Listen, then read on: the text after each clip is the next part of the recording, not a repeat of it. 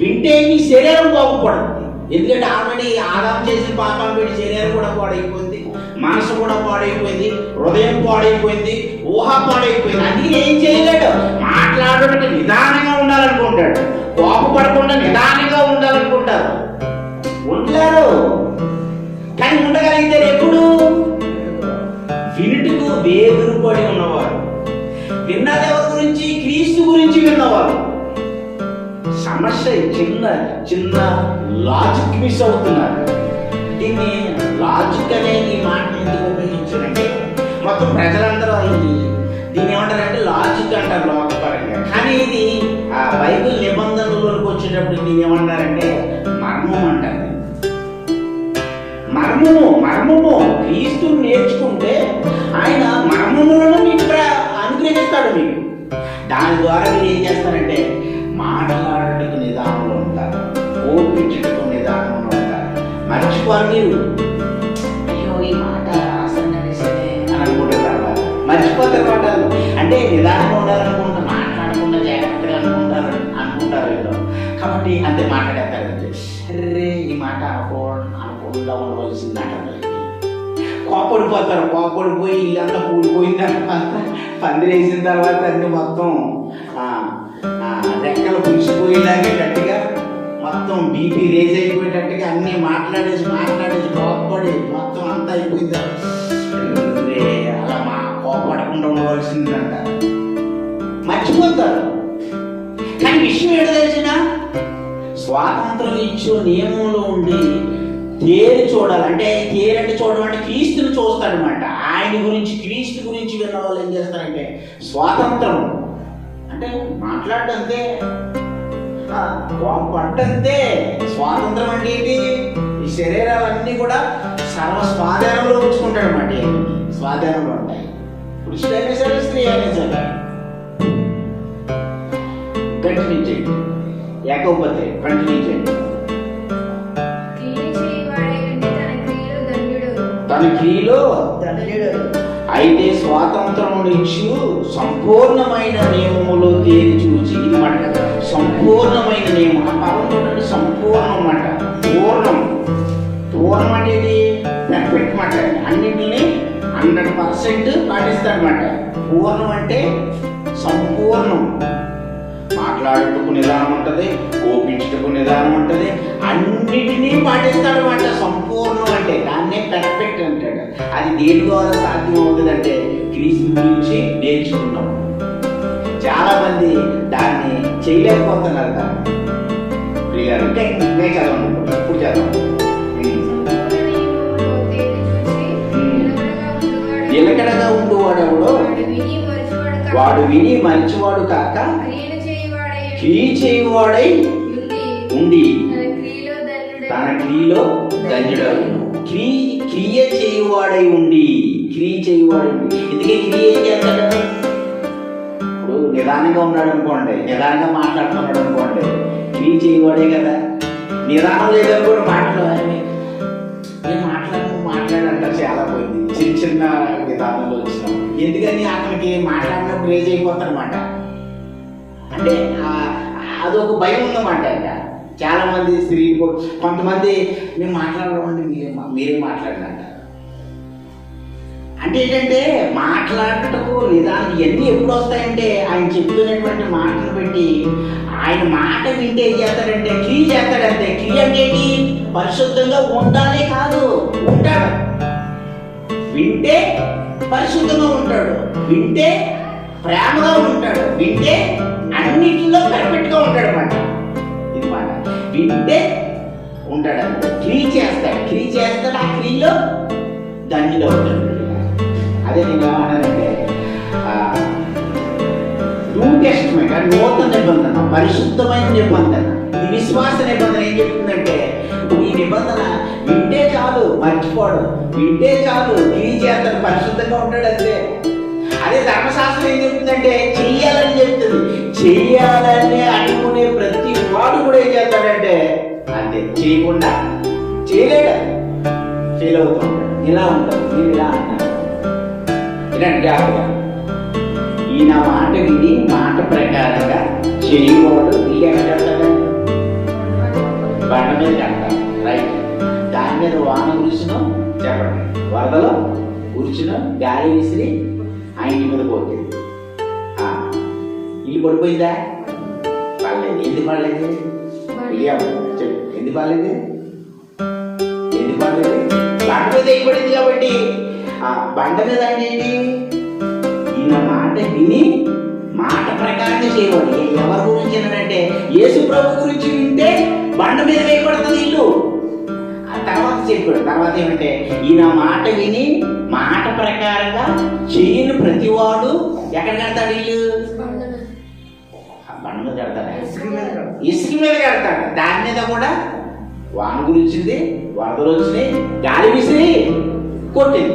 గాలి తెలిసేది నీకు వాటి దగ్గర గాలి తెలిసి కదా, గాలి కనపడుతుందా అంటే ఇవన్నీ ఉంటాయి కదా. ఒకసారి ఆలోచించాను అంటే మీకు బైబుల్ లేదు కదా, మీరు వింటారని చెప్పి. అంటే ఇది తర్వాత ఏమైందంటే గాలి వేసి ఆ ఇంటి మీద కొట్టగా ఇల్లు ఏమైపోయింది? కూలిపోయింది. ఎందుకు కూలిపోయింది? అది ఎందుకు కూలిపోయిందంటే ఇసుక మీద కట్టబడింది కాబట్టి. ఇసుక మీద ఎందుకు కట్టబడింది? విన్నాడు కదా, విన్నాడు, వినకపోవడం కాదు, విన్నాడు. కానీ విన్న తర్వాత ఏమనుకున్నాడంటే విన్నాదే చెయ్యాలనుకున్నాడు అనమాట. అదే చిన్న లాజిక్ మిస్ అవుతున్నారు. ఈయన మాట విని మాట ప్రకారంగా చెయ్యని ప్రతివాడు ఇసుక మీద కట్టబడిన ఉదీరును పోలును. అంటే ఏంటి? ఏమిన్నాడు? ఒకసారి యాకోబు పత్రిక 2వ అధ్యాయము 10వ వచనం చూడండి.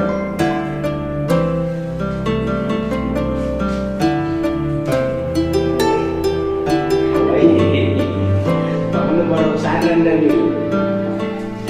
రైట్, మర్చిపోకండి. యాకోబు పత్రిక 2వ అధ్యాయం 10వ వచనం.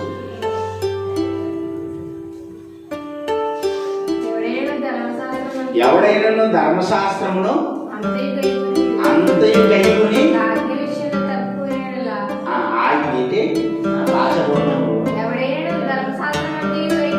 గైకొని ఒక ఆజ్ఞ విషయంలో తప్పిపోయినలా ఆజ్ఞలన్నిటి విషయంలో ఏమైపోను? అపరాధి అవును. ధర్మశాస్త్రం అంతయు గైకొని, అంతే కదా. ధర్మశాస్త్రం గైకొనడం అంటే ఏంటి? ధర్మశాస్త్రం గైకొనడం అంటే ఏంటి? 10 ఆజ్ఞలు. 10 ఆజ్ఞలు బాగా విని బాగా పఠించి, 10 ఆజ్ఞలు బాగా విని పఠించి వినాలనుకునే ప్రతి వాడు ఏం చేశాడంటే 9 ఆజ్ఞలు పాటించాడు. కష్టపడి 9 ఆజ్ఞలు పాటించి ఒక ఆజ్ఞలో ఏమైపోయాడంట? చెప్పు, ఏమైపోయాడు? ఫెయిల్ అయిపోయాడు. ఇప్పుడు ఈ ఒక ఆజ్ఞలో ఫెయిల్ అయిపోయాడు, 9 ఆజ్ఞలు కూడా ఏమైపోయాడు? అసలు కూడా ఫెయిల్ అయిపోయాడు, జీరోకి వచ్చాడు. అంటే అపరాధం అయిపోయాడు అన్నమాట. అలాగా మనం ఇందాక చదువుకున్నటువంటి ఆ వచనంలో నేను చెప్పాను కదా, ఈయన మాట విని విన్న తర్వాత ఏమనుకున్నాడంటే చెయ్యాలనుకున్నాడు కాబట్టి ఆ ఇల్లు ఎక్కడ కట్టాడు? ఇసుక మీద కడుతున్నాడు. ఇల్లు ఇసుక మీద కట్టాడు. ఇల్లు చెయ్యాలనుకునే ప్రతి వాడు కూడా ధర్మశాస్త్రం విని ధర్మశాస్త్రం విన్న తర్వాత చేయాలనుకునే ప్రతి ఒక్కడు కూడా ఇల్లు ఎక్కడ కడుతున్నాడంటే ఆ ఇసుక మీద కడుతున్నాడు అనమాట. ఎంత గట్టిగా వేయాలి ఇల్లు అనుకుంటున్నాడు, కానీ అంతగా ఇసుక మీద కడుతున్నాడు. పాటించాలనుకుంటున్నాడు, అంతగా ఇసుక మీద కడుతున్నాడు. ఎంత చెయ్యాలనుకున్నా సరే అది ఇల్లు ఎక్కడ కట్టబడుతుందంటే ఇసుక మీద కట్టబడుతుంది. ఇప్పుడు దానిలో ఉండి ఏమనుకుంటాడంటే నిదానంగా ఉండాలి, కోపించకుండా ఉండాలని అనుకుంటాడు, కానీ ఉండలేడు. సరే, ఇప్పుడు రోమపత్రిక 10వ అధ్యాయము 2-3 వచనాలు.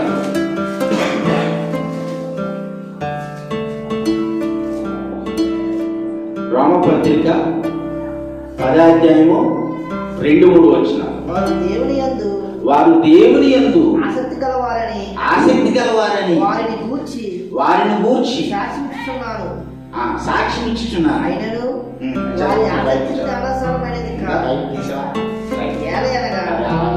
వారు దేవుని నీతి నెరగక వారి స్వనీతిని స్థాపింపకుండుకొనుచు దేవుని నీతికి లోబడలేదు. దేవుని నీతి ఎరగక దేవుని నీతికి లోబడలేదు. దేవుని నీతి ఏంటి చెప్పండి? స్వనీతి ఏంటి? దేవుని నీతి ఏంటి చెప్పండి? దేవుని నీతి ఏంటంటే యెహోవా మాట శ్రద్ధగా వినాలి. దేవుని నీతి ఏంటంటే యెహోవా మాట శ్రద్ధగా వింటే నువ్వు పరిశుద్ధంగా ఉంటావు.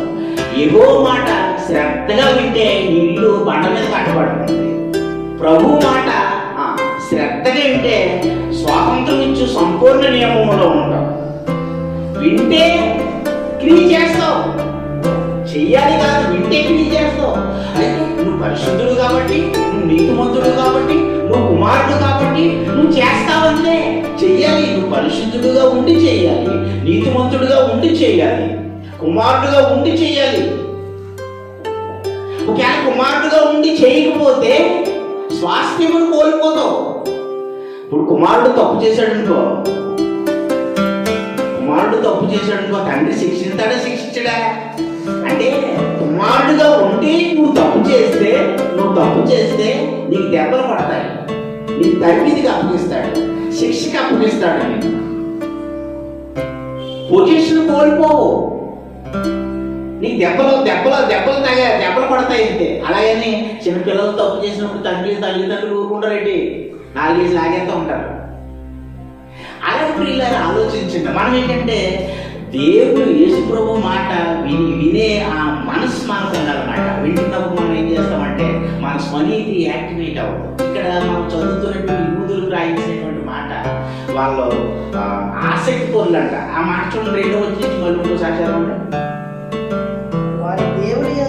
వారు దేవుని యందు ఆసక్తి గలవారని, ఆ దేవుని యందు ఆసక్తి గలవారని వారిని గూర్చి సాక్ష్యం ఇచ్చుచున్నారు. దేవుని యందు ఏమున్నదంట? వాళ్ళకి ఆసక్తి ఉంది, కానీ వారి ఆసక్తి జ్ఞానానుసారమైనది కాదు. అని చూసారా? ఈ ఆసక్తి ఏ ఆసక్తి అంటే ఇది ధర్మశాస్త్ర సంబంధమైన ఆసక్తి. ధర్మశాస్త్ర సంబంధమైనటువంటి ఆసక్తి జ్ఞానానుసారమైనది కాదు. ఇప్పుడు ధర్మశాస్త్రం మూలంగా 9 ఆజ్ఞలు పాటించాడంటే బాగుంది, ఆజ్ఞలు మంచివే, ఆజ్ఞలు మంచివే. 9 ఆజ్ఞలు పాటించి 1 ఆజ్ఞలో ఫెయిల్ అయ్యాడుకో అంతే, 0కి వస్తున్నాడు. ధర్మశాస్త్రాన్ని వినాలనుకునే వాళ్ళు, ధర్మశాస్త్రాన్ని పాటించాలనుకునే వాళ్ళు దాన్ని ఏంటంటే అవివేకి. ధర్మశాస్త్రాన్ని వినేవాళ్ళు, ధర్మశాస్త్రాన్ని చెయ్యాలి అని అనుకునే వాళ్ళు ఏంటంటే దాన్ని ఏమంటారంటే వాళ్ళ స్వనీతి పనులు. వాళ్ళకి అవుట్ ఆఫ్ ఏరియాలో ఉంచుతాడు. వాళ్ళని అవుట్ ఆఫ్ ఏరియాలో ఉంచడం అంటే వాళ్ళకి ప్రత్యక్షత వెళ్ళదు. వాళ్ళకి ప్రభు వాళ్ళతో మాట్లాడటం వాళ్ళని. ఇప్పుడు నేను ఇలా చూడండి జాగ్రత్తగా, యేసు ప్రభు వారి దగ్గరికి ధర్మశాస్త్ర ఉపదేశకుడు వచ్చాడు. అవునా? వచ్చాడు. వచ్చేమన్నాడంటే సద్బోధకుడా నిత్య జీవమునకు వారసుడు అవ్వాలంటే నేను ఏం చేయాలని అడిగాడు. ఆ మాట చూడండి ఒకసారి. మార్కు సువార్త 10వ అధ్యాయము 17వ వచనం.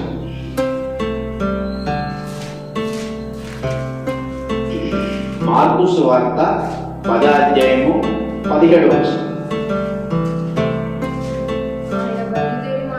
ఆయన బయలుదేరి మార్గమును పోవచ్చుండగా ఒకడు పరిగెత్తుకుని వచ్చి ఆయన ఎదుట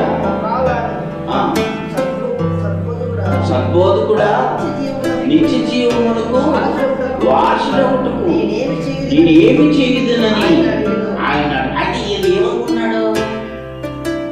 నేనేదో చేయాలనుకుంటున్నాడు. ఇతను వాడిని గుర్తుపెట్టారా మీరు? యేసు ప్రభు దగ్గరికి వచ్చి ఏదో వందనాలు కాదు, మామూలు వందనాలు చెప్పి సైలెంట్ అయిపోలేదు. అక్కడ ధర్మశాస్త్రం సాష్టాంగ నమస్కారం అయిపోయాడంట. ఆసక్తి అంతా చాలా బాగుంది. ఆసక్తి అది వినయం దొంగ లక్షణం అన్నట్టు సాష్టాంగ నమస్కారం అయిపోయి సద్బోధకుడా నేను ఏమి చేయాలి, నిత్య జీవానికి వెళ్ళాలంటే నేను ఏం చేయాలి అంటే ఇతని ఆలోచనలో పర్ఫెక్ట్ గా ఉన్నాయా? ఇతని ఆలోచనలు పర్ఫెక్ట్ గా లేవు. కానీ అప్పుడు నేనేం చేయాలి అన్న అనుకునే ఉన్నాడు. ఇతను నేను ఏదో చేయాలి అని అనుకునే విధానంలో ఉన్నాడు. అంటే స్వనీతిలో ఉన్నాడనమాట. స్వనీతిని స్థాపించాడు. అప్పుడు యేసు ప్రభు ఏమిచ్చాడంటే ఇతనికి ఏమిచ్చాడంటే 10 ఆజ్ఞలను పాటించు అని చెప్పాడు. చూడండి దాని కింద 19వ వచనం, నరహత్య చేయవద్దు, వ్యభిచరింపవద్దు, దొంగలేవద్దు, అబద్ధ సాక్ష్యం పలకవద్దు, మోసపుచ్చవద్దు, నీ తల్లిదండ్రులను సన్మానించు, అందుకు ఆజ్ఞలు నీకు తెలియదు కదా అని అతనితో చెప్పాడు.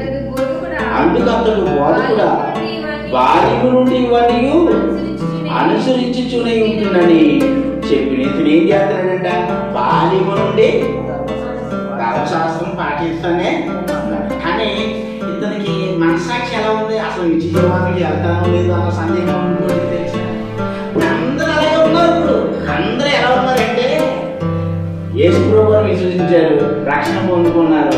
సేవకులు కూడా సేవను కొనసాగిస్తున్న వారు కూడా ఇలాగే ఉన్నారు. అన్నీ చేసి ఎలా ఉన్నారంటే అసలు పరలోకానికి వెళ్తామంటే, నేను ఓ సేవకున్న పాస్టర్ గారిని అడిగాను, మీరు పరలోకానికి వెళ్తానంటే పరలోకానికి వెళ్ళడానికి ప్రయత్నం చేస్తున్నానండి. మీరు ఇలా చెప్తారేంటి అయినా కాకపోతే పరలోకానికి ఎప్పుడు వెళ్ళడండి అని ఎందుకు ఇక్కడ ఉన్న వీళ్ళ జీవితాలని కంపేర్ చేసుకుంటుంటే వెళ్ళేలా లేదు, పరలోకానికి వెళ్ళి. అలాగా చాలా మంది బోధకులు కూడా సతమతం అవుతున్నారు అన్నమాట. ఇప్పుడు ఈ ధర్మశాస్త్ర ఉపదేశకుడు కూడా అదే సతమతం అవుతున్నాడు. బాల్యం నుండి ధర్మశాస్త్రాన్ని పాటించి ఏం చేస్తున్నాడంటే అసలు నిత్య జీవానికి వారసుడు అవ్వాలంటే నేనేం చేయాలని అడుగుతున్నాను. అంటే ఇతనికి సందేహం ఉందా లేదు? ఇతనికి సందేహం ఉందన్నమాట. సరే, అప్పుడు యేసు ప్రభువు ఏం చేశాడంటే ఇదిగో 10 ఆజ్ఞలను పాటించు, నేనేం చేయాలో అని నేనేదో చేయాలనుకునే ప్రతి ఒక్కరికి కూడా యేసు ప్రభు ఏమిస్తాడంటే ధర్మశాస్త్రాన్ని ఇస్తాడంటే. మీకు అర్థమైనప్పుడు ఇప్పుడు కూడా మనము నేనేదో చేయాలండి, నేను అది చేయాలి, ఇది చేయాలి, అది చేయాలని అనుకోకూడదు. ఇది చేయాలి, అది చేయాలి అనుకుంటే ధర్మశాస్త్రం ఇస్తారు అలాంటి వాళ్ళకి. గింజుకుంటారంటే కాలం సమయం అంతా కూడా వృధా అయిపోయిన తర్వాత, కాళ్ళు చేతులు చల్లారిపోయిన తర్వాత చివరికి పౌలు గారిలా ఏమంటాడంటే, అయ్యో నేను ఎంత దౌర్భాగ్యుడును, ఈ మరణమునకు లోనకు ఈ శరీరం నుండి నన్ను ఎవడు విడిపించును అయ్యో అంటాడు పౌలు గారు. నేను మేలు చేయాలనుకున్నాను కానీ మేలు చేయకూడక నేను కీడే చేస్తున్నానని పౌలు గారు అంటారు. ఎవరికి అర్థం కావట్లేదు. కానీ ప్రభువే అందరికీ సమయం వచ్చినప్పుడు అర్థమయ్యేటట్టుగా గ్రహింపిస్తాడు. అప్పుడు వరకు ఎలా ఉంటారంటే అవుట్ ఆఫ్ ఏరియాలో ఉంటారు. అంటే సిగ్నల్ ఉండదు, ఇంకా ఏముండదు, ఫోన్ ఉంటుంది, అన్నీ ఉంటాయి కానీ ఫోన్ పనిచేయదు. అంతే కదండి, సిగ్నల్ ఉండదు. వాళ్ళతో దేవుడి ప్రత్యక్షత ఉండదు, దేవుడి మాట ఉండదు. దేవుడి మాట అంటే విశ్వాసంలోకి వచ్చేస్తాడు. విశ్వాసంలోకి వస్తే ఎక్కడెక్కలాడితే ఏం చేస్తాడు, అంతే వింటాడు, అంతే పరిశుద్ధంగా ఉంటాడు. అమ్మాయి నాకు చాలా బాబు అనుకుంటాడు, రిజిస్ట్మెంట్ అయిపోతాడు. కానీ దేవుడి మాటే వెళ్ళలేనప్పుడు ఇంకా అతను ధర్మశాస్త్రాన్ని పట్టుకుని ఏం చేస్తాడంటే నేను చెయ్యాలని చెమటలు కారుస్తూ ప్రయత్నాల మీద ఉంటాడు. ఆ ప్రయత్నాలన్నీ విఫలమైపోతూ ఉంటాయి. చివరికి వచ్చేటప్పటికి ఏమంటాడంటే నీకు ఒక గురువుగా ఉన్నాడు. చాలా మంది అదంటారు, మాకు గురువుగా ఉందండి, ఒకటి అది పాటించాలంటే అది చేయలేకపోతున్నానండి, నేను సరిగ్గా మాట్లాడలేకపోతున్నానండి, లేకపోతే సమయం కోపడిపోతున్నానండి అని అంటారు అన్నమాట. ఇలాగా ప్రియులరా మరి చాలా మంది సతమతం అవుతున్నారు అన్నమాట. అయితే ఆలోచించండి, ధర్మశాస్త్ర ఉపదేశకుడికి అప్పుడు యేసు ప్రభు గారు అన్నప్పుడు నేను బాల్యం నుండి నేను ఇవన్నీ పాటిస్తున్నానని చెప్పేసి అప్పుడు యేసు ప్రభు గారు అన్న నీకు ఒకటి కొదువుగా ఉన్నది అన్నాడు. అప్పుడు నీ దానానంతా కూడా నీ దగ్గర పంచిపెట్టి నన్ను వెంబడించు అని చెప్తున్నప్పుడు అతడు దుఃఖపడి హృదయంలో నొచ్చుకుని యేసు ప్రభు యొద్ద ఉండి వెళ్ళిపోతాడు. ఇప్పుడు తొందర పాటించాడు కదా, కానీ పాటించిన ఇతరులోనికి ఏమొచ్చింది, దుఃఖం, విచారం వచ్చింది. యేసు ప్రభు మాట వినకుండానే అతడు 2 దేవుళ్ళు కలిగి ఉన్నాడు మాట. ఒకటి ధర్మశాస్త్రం, రెండోది ఏంటి, ధనము, సిరి. కొలసీ పత్రిక 5వ అధ్యాయము 3వ అధ్యాయం 5వ వచనం చూడండి. కొలసీ పత్రిక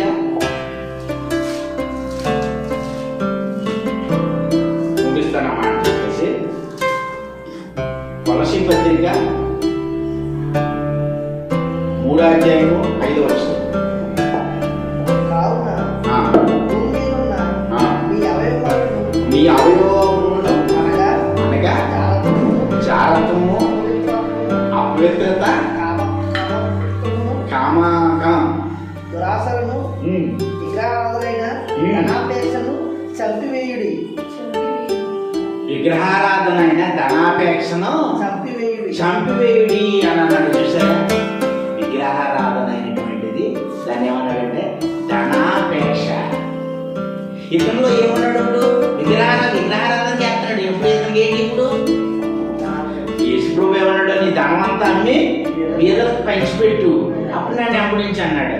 ఇప్పుడు ఇతడు మిగిలిన ధనవంతుడై ఉండి హృదయంలో నొచ్చుకుని బాధపడి యేసుప్రభు యొద్ద నుండి వెళ్ళిపోయాడు. ఎందుకని? ధనాపేక్ష ఉంది ఇతనికి. ధనాపేక్ష అన్నదాన్నే విగ్రహారాధన అయిన ధనాపేక్ష అంటే ఇప్పుడు చాలా మంది ఆ క్రైస్తవ్యంలో కూడా ఏమిటంటే ధనాపేక్షతో నిండిపోతున్నారు అన్నమాట. ఎందుకంటే ధర్మశాస్త్రానికి కనెక్ట్ అయ్యే ప్రతి ఒక్కరు కూడా ధనాపేక్షకి వెళ్ళిపోతూ ఉంటారు. ఇప్పుడు ఎలీషా కూడా, ఇది ఎలీషా శిష్యుడు ఎవరు? ఎలీషా శిష్యుడు గెహాజీ. గెహాజీతో ఏమన్నాడంటే నయమాను కొంత ఆస్తి ఇచ్చాడు ఎలీషా ఆస్తి కొంత ధనం ఇచ్చాడు మాట. అది వస్త్రాలు కావచ్చు, విలువైన వస్త్రాలు కావచ్చు, ధనం కావచ్చు. అయితే ఎలీషా వద్దన్నాడు. కానీ గెహాజీ ఏమన్నాడంటే మా గురుగారు అప్పట్లో అలా మాట్లాడారు అని ఇచ్చే అని వెళ్ళి గెహాజీ ఏం చేస్తున్నాడంటే నయమాను ఇచ్చిన ఆ ధనం ఆస్తి అంతా మూటకెట్టేసుకున్నాడు పడి. అప్పుడు ఎలీషా గెహాజీ ఈ ఆలోచన ఈ మనసుని ఎందుకు వచ్చింది? నువ్వు ఈ విధంగా నిర్ణయం తీసుకున్నప్పుడు నా ఆత్మ నా మనసు నీతో రాలేదా? నా మాట నీతో రాలేదా? అదే పుష్టి వచ్చేసింది అతనికి, గెహాజీకి. వీళ్ళకి ఆలోచించండి, ఇది ధనాపేక్ష, విగ్రహారాధనైనటువంటి ధనాపేక్ష కనుక ఈ ధనవంతుడు ఇది ఎప్పుడు ఇస్తాడంటే చెయ్యాలనుకునే ప్రతి ఒక్కరు కూడా దేనిని చేయలేరు. చెయ్యాలనుకునే ప్రతి ఒక్కరు కూడా దేనిని చేయలేరు, దేనిని జయించలేరు. వీడియో ఎన్ని నిమిషాలు చెయ్యాలనుకునే ప్రతి ఒక్కరు కూడా దేనిని చేయలేరు. యేసు ప్రభు గురించి వినాలనుకునేవారు అన్నిటినీ చేయగలుగుతారు. ఆలోచించండి. అందుకనే జక్కయ్య ఉన్నాడా? జక్కయ్య పాపి. ఎరుకో పట్టణంలో జక్కయ్య పాపి మాట. ఇప్పుడు జక్కయ్య ఏమంటున్నాడంటే యేసు ఎవరో అని చూడాలనుకున్నాడు. యేసు ఎవరో అని చూడాలని మొదలు పెట్టాడు. వెంటనే చూడలేకపోతాడు. పొట్టువాడు యేసు ప్రభు చుట్టూ పెద్ద పెద్ద ఎత్తుగా ఉన్న వాళ్ళందరూ ఉన్నారు, కానీ చూడలేకపోతాడు. పరిగెత్తుకుని మేడి చెట్టు ఎక్కి యేసు ప్రభుని చూశాడు. యేసు ప్రభు చెట్టు దగ్గరకు వచ్చి జక్కయ్య త్వరగా దిగు, నీతో నేను ఉండవలసి ఉన్నదా? కౌగులించుకున్నాడు. అప్పుడు పాపులందరూ కూడా చదువుకుంటుంటే అప్పుడు జక్కయ్య ఎలా మాట్లాడంటే ఎవరి దగ్గర అయితే నేను అన్యాయం తీసుకున్నాను వాడికి 4 వంతులు ఇచ్చేస్తాను. దానికి ముందు ఏమన్నాడంటే నా ఆస్తిలో సగం ఆస్తి బీదలకు ఇచ్చేస్తాను అన్నాడు. ఎవరి దగ్గర అయితే అన్యాయంగా తీసుకున్నాడు వాడికి 4 వంతులు ఇచ్చేస్తాను అన్నాడు. జక్కయ్య ఎందుకు అలా మాట్లాడాడు? చెప్పండి, జక్కయ్య ఎందుకు అలా మాట్లాడాడు? జక్కీకి ఆజ్ఞ ఇవ్వలేదు యేసు ప్రభు. ఆజ్ఞ ఇవ్వలేదు అక్కడ. జక్కీకి ఆజ్ఞ ఇవ్వలేదు. జక్కయ్య యేసు ప్రభు ఎవరో అని తెలుసుకోవాలనుకున్నాడు. ఈ ధర్మశాస్త్ర ఉపదేశకుడు ఏమనుకున్నాడు? ఏదో చెయ్యాలి అని అనుకున్నాడు. ఏదో చెయ్యాలనుకున్నవాడు ఏమి చేయలేకపోయాడు. యేసు ప్రభు ఎవరి నుండి వెళ్ళిపోయాడు. చూసారా, జక్కయ్య యేసు ఎవరో అని అనుకున్నాడు. యేసు చూడాలనుకున్నాడు. ఆయన ఒకసారి చూస్తే నాకు సరిపోతుంది అని అనుకున్నాడు. అలాంటి వాడు ఆస్తిలో సగం ఆస్తి ఇచ్చి 1 కోటి రూపాయలు ఉంటాయి. 1 కోటి రూపాయల్లో 50 లక్షలు ఇచ్చేసాడు. అంతే కదా. చూసారా, ఆయన ఎంత తీసుకున్నాడో తెలియదు. వాడు 4 వంతులు ఇచ్చేసాడు. అంటే చూసారా ఎలా ఉందో? అంటే అంత మనస్సు వచ్చేస్తుంది అన్నమాట. ఎందుకనంటే స్వాతంత్రం యొక్క నియమంలో ఉన్నవాడు విలువాడు క్రీచేవాడే ఉంటాడు. జక్కయ్య యేసు ప్రభు గురించి విన్నాడు, అంత గొప్ప క్రియ చేశాడు. చివరికి ఒక మాట చెప్పి ముగిస్తాను. ఆ మాట చూడండి, ఎఫెసీ పత్రిక ఆ మాట చెప్పేసి ముగించాను. ఏపీఎస్సీ పత్రిక అందరూ తీయండి అన్నమాట. ఏపీఎస్సీ పత్రిక ఆ మాట తీయండి, తీస్తే త్వరగా అయిపోతున్నాం. ఏపీఎస్సీ పత్రిక 6వ అధ్యాయము 2, 3, 4 వచ్చిన చదవండి సార్. నీకు మేలు కలిగినట్లు నీ తల్లిని నీ తండ్రిని సన్మానింపుము, అప్పుడు నీవు భూమి మీద దీర్ఘాయుష్మంతుడు అవుతు. ఇది ఆ వాగ్దానంతో కూడిన ఆజ్ఞలలో మొదటిది. ఆజ్ఞ ఏంటి? ధర్మశాస్త్రం. ఆజ్ఞ ధర్మశాస్త్రం ఆజ్ఞలలో మొదటిది. అది చాలా మంది ఏమంటారంటే నా తల్లిని ప్రేమించాలంటారు, నా తండ్రిని ప్రేమించాలంటారు. ధర్మశాస్త్రం ప్రకారంగా నీ తల్లిని ప్రేమించాలనుకున్నా, నీ తండ్రిని ప్రేమించాలనుకున్నా ఆటోమేటిక్గా యాక్టివేట్ అయిపోతుంది. తెలిసిన అయిపోతా ఉన్నాకన్నా ఖచ్చితంగా 100% అయిపోతుంది. ఎందుకంటే బైబిల్ ఉంది కదా, చేయాలనుకున్న వాడు చేయలేడండి. ధర్మశాస్త్రాన్ని పెట్టి తల్లిని, ధర్మశాస్త్రాన్ని పెట్టి తండ్రిని ప్రేమించలేడు. పిల్లలు ఆలోచించండి, చాలా మంది ఇలాగే పొరపాటు పడుతున్నారు. తల్లిదండ్రులను ప్రేమించారు. ఇది హైందువులు, ధర్మశాస్త్రం అంతా కూడా హిందువులలో కలిసిపోయింది, మతంలో కలిసిపోయింది. ప్రపంచం అంతా ఎన్ని దేశాలు అయితే ఉన్నాయో అన్ని దేశాలలో ధర్మశాస్త్రం ఉంది. ధర్మశాస్త్రము ఏం చెప్తుందంటే ఈ తల్లిని ఈ తండ్రిని ప్రేమించని చెప్తుంది. నేను మాట అంటాను, ఇందాక ధర్మశాస్త్ర ఉపదేశకుడు ఉన్నారు కదా, అది బాల్యం నుండి తల్లిదండ్రులు ప్రేమించాడు కదా. కానీ ఇతను ప్రేమించాడు, చివరికి వచ్చేటప్పటికి ఒకటి కొదువుగా ఉంది. అంటే ఈ ప్రేమించిన అన్నాళ్ళు బాల్య దశలోంచి యవన దశలో వచ్చే వరకు కూడా ఎలా ప్రేమించాడు? స్వార్థంతోనే ప్రేమించాడు కదా, కప్పెట్టలేదు. అంటే ఈ మధ్యలో ఎన్ని ఉన్నాయి? సొలుగు ఎన్ని యాక్టివేట్ అవుతాయి కదండి, అర్థమవుతుంది మీకు? అంటే బాల్య దశలోంచి యవన దశలో వచ్చే వరకు తల్లిదండ్రులు ప్రేమించాడు, కానీ చివరికి వచ్చేటప్పటికి కొదువు వచ్చేసింది. అది ఇక్కడ ఈ మాట కూడా ఏంటంటే వాగ్దానంతో కూడినది. ధర్మశాస్త్రమైన ఆజ్ఞలు పెట్టి తల్లిదండ్రులను ప్రేమించాలనుకున్నా చాలా మంది ప్రేమించలేరు. ఎప్పుడు ప్రేమించాలో చూడండి కింద కంటిన్యూ చేయండి. తండ్రులారా మీ పిల్లలకు కోపం రేపక ప్రభు యొక్క శిక్షణలోను వారిని పెంచుడి. ఇప్పుడు తల్లిదండ్రులకి కోపం ఇందాక మనం చదువుకున్నాం కదా, ఇదిగో వేగురు పడి వినువాడు ఉండవలనే అన్నాడు కదా. వేగురు పడి వినడానికి వినండి అని అన్నాడు. వినుటికి వేగురుపడి వాడును, మాట్లాడుటకు నిదానించువాడును, కోపడుటకు నిదానించువాడునై ఉండాలని యాకోబు పత్రిక 1వ అధ్యాయం 19వ వచనంలో చెప్పాడు. ఇది ఇక్కడ కూడా అదే చెప్పాడు. మీ తల్లిదండ్రులారా మీ పిల్లలకు కోపం రేపక ప్రభు యొక్క శిక్షలోను ప్రభు యొక్క బోధలోను వారిని పెంచండి. అయితే తల్లిదండ్రులకు ముందు బోధలో ఉన్నారనుకోండి, పిల్లల మీద కోపపడవలసినటువంటి అవసరం ఉంటుంది. ఇంకా ఎందుకంటే నిదానిస్తారు కదా, అంటే మాట్లాడటంలో నిదానం వస్తుంది, కోపడటంలో నిదానం వస్తుంది. ఏదో ప్రభు యొక్క మాట వింటున్నప్పుడు. ఇప్పుడు తర్వాత ఏమన్నాయంటే పిల్లలు కూడా ప్రభు యొక్క బోధలో ఉన్నప్పుడు, పిల్లలకు ప్రభు బోధలో పెంచుతున్నారు అనుకోండి, ఇంకా తల్లిదండ్రులు పిల్లల మీద కోపపడే పరిస్థితి ఉంటుందా? ఎందుకంటే వాళ్ళు సెపరేట్ అయిపోతారు కదా, వాళ్ళు సెపరేట్ అయిపోతారు. ఇప్పుడు పిల్లలే కానీ ప్రభు యొక్క బోధలోను ప్రభు యొక్క వాక్యంలో లేరుకో, ఇప్పుడు ఏం చేయాలి?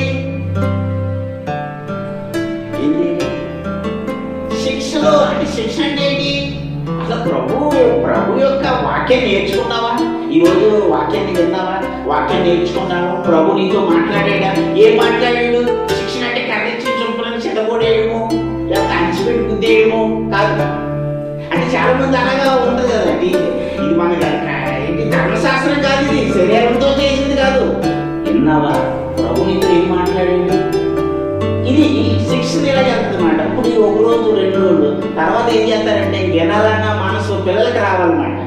అలా రావడం వల్ల ఏమవుతారంటే నిజంగా పిల్లలు అక్కడ ఉందో ఏమున్నదంటే ప్రభు యొక్క బోధలోను ప్రభు యొక్క శిక్షణలోను వారు పెంచండి. ప్రభు యొక్క బోధలో ఉన్నారనుకోండి, ఏం చేస్తారంటే తల్లిదండ్రులు ప్రభు యొక్క బోధలు ఉన్నారనుకోండి, ఏం చేస్తారంటే తల్లిదండ్రులను ఏమన్నట్టు లోపడతారన్నమాట. తల్లిదండ్రుల మాట వింటారన్నమాట. సన్మానించడం అంటే స్వామిలో తప్పి దండేసేది కాదు. సన్మానం అంటే తల్లిదండ్రుల మాట వినడం, తల్లిదండ్రులకు లోబడటం, ఇది మాట. ఇది ఎప్పుడు ఇలా చేయడం వలన ఏం జరుగుతుందో తెలుసా? ఇలా చేయడం వలన పిల్లలకి మేలు కలుగుతుందన్నమాట. ఇలా చేయడం వలన పిల్లలు ఎలా ఉంటారంటే దీర్ఘాయుష్మంతులుగా ఉంటారన్నమాట. దేవుని స్తోత్రం. ఇప్పుడు ఇలా ఎప్పుడు చేయగలుగుతారు? ఏదో చేయాలనుకుంటే అది అవ్వదు, చేయలేరు చాలా. కానీ నిజంగా ఎప్పుడు జరుగుతుందంటే ప్రభు యొక్క ఆయన గురించి ఇందాక యాకోబు పత్రికలో వినువాడు మర్చిపోక క్రియ చేయవాడే ఉంటాడు. ప్రభు గురించి విన్నవాడు, ప్రభు గురించి నేర్చుకున్నవాడు ఏం చేస్తాడంటే క్రియ చేస్తాడనమాట. క్రియేట్ అంటే తల్లిదండ్రులు ప్రేమిస్తాడు, తల్లిదండ్రులు లోపడతారు, తల్లిదండ్రులకు దాన్ని ఇంకో పదం అంటారు, తల్లిదండ్రులు మాట వింటారు. ఎందుకంటే తల్లిదండ్రుల మాట వినకపోయినా లోపడకపోయినా వీళ్ళకి మేలు లేదు. తల్లిదండ్రుల మాట వినకపోయినా లోపడకపోయినా వీళ్ళకి దీర్ఘాయుష్ లేదు. దేవుడు చెప్పాడు కదా అలాగా. ఇప్పుడు చాలా మంది చూడండి అలాగే పిల్లలు అలాగే ఉన్నారు, అలా అనగలిపోతున్నారంటే.